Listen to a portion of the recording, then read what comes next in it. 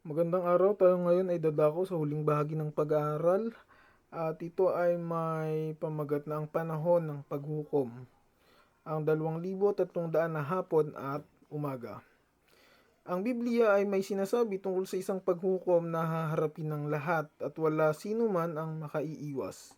Si Daniel ay pinagpakitaan ng paghukom na isinagawa Daniel 7:9 at 10. Si Jesus ay may binanggit na isang paghukom na doon ay tayo ay magbibigay sulit. Mateo 12 verse 36. Binanggit ni Pablo ang tungkol sa paghukom nang siya ay magsalita kay Felix. Mga Gawa 24 verse 25. Ang hula tungkol sa 2,300 hapon at umaga ay nakaturo sa eksaktong pasimula ng paghukom. Unang tanong, anong mahabang panahon sa hula ang ipinakilala sa Daniel? Daniel 8 verse 14. At sinabi niya sa akin hanggang sa 2,300 hapon at umaga, pagkatapos ay malilinis ang santuaryo. Ikalawang tanong, sa anong panahon sa lupa maaari nating maasahan na matupad ang pangitaing ito? Daniel 8:17. Sagay lumapit siya sa kinatatayuan ko, at nang siya'y lumapit, ako'y natakot at napasubsob. Ngunit sinabi niya sa akin, unawain mo, o anak ng tao, na ang pangitain ay para sa panahon ng wakas. Ikatlong tanong, kailan nagpasimula ang 2,300 hapon at umaga? Sangayon sa Daniel 9:24, ipinaliwanag ni Gabriel na ang 70 sanlinggo o 490 taon ay puputulin, susukatin at ipinasya para sa bayan ng Diyos. Ang panahong ito ng 490 taon ay inihiwalay mula sa higit na mahabang panahon. Ang panahong iyan ay ang 2,300 hapon at umaga o kaya ang mga taon na binabanggit sa pangitaing ito. Kung kaya ang 490 taon at ang 2,300 taon ay iisa ang pinagmulan. Ang utos ng pagsasauli na pinalabas ni Artaxerxes noong 457 BC ang naging tanda ng pasimula ng 2,300 na mga taon. Kailan nagtapos ang 2,300 na mga taon?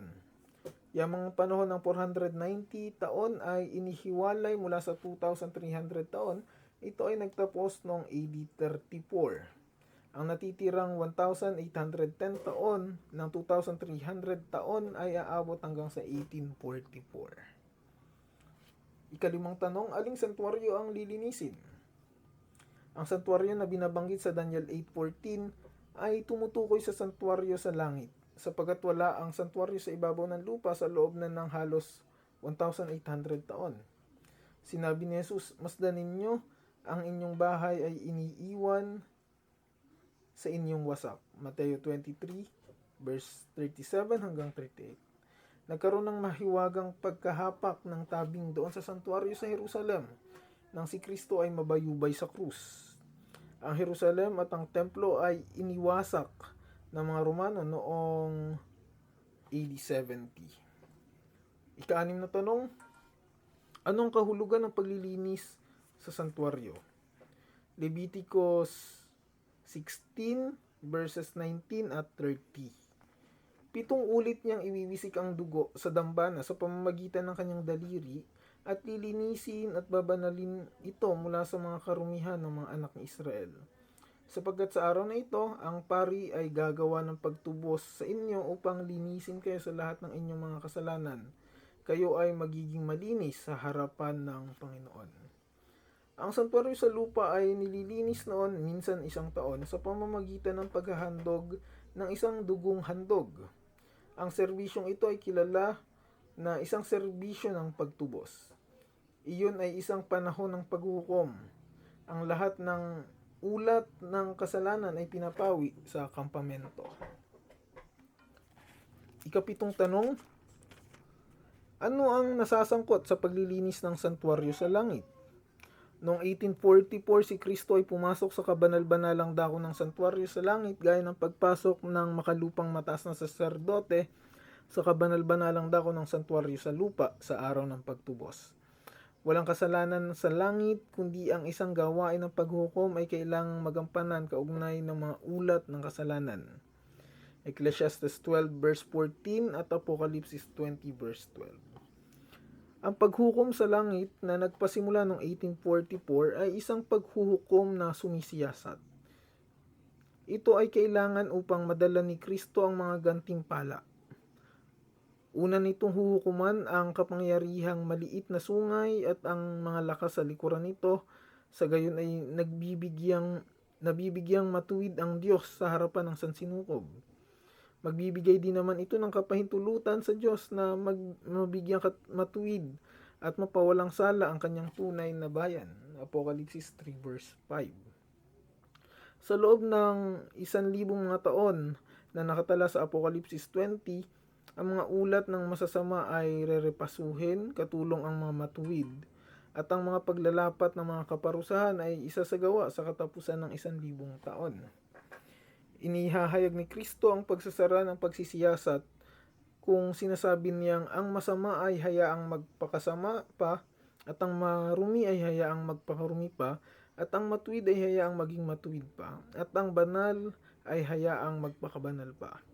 Ako'y malapit nang dumating at dala ko ang aking gantimpala upang gantihan ang bawat isa ayon sa kanyang ginawa.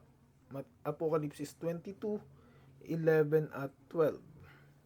Ikawalong tanong, sinong tagapagtanggol sa paghuhukom na sinisiyasat? Basahin ang Daniel 7 verse 9, 10 at 13. Ngunit kung ang sinuman ay magkasala, tayo ay may tagapagtanggol sa harap ng Ama, si Hesukristo na siyang matuwid. Unang Juan 2 verse 1. Basahin ang Juan 5 verse 22 at 17 verse 2. Ang matanda sa mga araw ay ang Diyos Ama. Ang mga anghel ay ang nagsisipaglingkod sa Kanya. Napakainam na makasama ang isa na lumalang sa atin doon sa hukuman ng Diyos. Siya na tumubos sa atin. Basahin ang mga Gawa 17 verse 31. Ikasyam na tanong, anong pamantayan sa pagbabatayan ng paghuhukom sa lahat? Ecclesiastes 12 verse 13 at 14. Itong bukas ng bagay, lahat ay narinig, matakot ka sa Diyos at sundin mo ang kanyang mga utos, sapagkat ito ang buong katungkulan ng tao. Sapagkat dadali ng Diyos ang bawat gawa sa paghuhukom, pati ang bawat lihim na bagay, maging ito ay mabuti o masama. Basahin din ang Santiago chapter 2 verse 10 at hanggang 12 at chapter 1 verse 22 hanggang 25. Ikasampung tanong, ang kahatulan kaya ay magiging makatarungan? Awit 87 verse 5 hanggang 6. At tungkol sa siyon ay sasabihin, ang isang ito at ang isang iyon ay ipinanganak sa kanya, sapagkat mismong ang kataas-taasan ang magtatatag sa kanya. Ang Panginoon ay magbibilang habang kanyang itinatala ang mga bayan. Ang isang ito ay ipinanganak doon. Tayo ngayon ay nasa pinakasolemneng kapanahunan ng lupa, sapagkat ang paghukom ay isinasagawa na sa langit. Ngayon ay kailangang siyasatin natin ang ating mga puso at ipahayag ang ating mga kasalanan. Kung gagawin natin ito, patatawarin tayo ng Diyos. Basahin ang unang Juan 1 verse 9. Ito ang paraan na maipagpapauna natin ang ating mga kasalanan sa hukuman. Unang Timoteo 5 verse 24. Sa ika-6 nating leksyon, ito ay may pamagat na ang daan ng katotohanan, at ito ay merong 5 mga bahagi.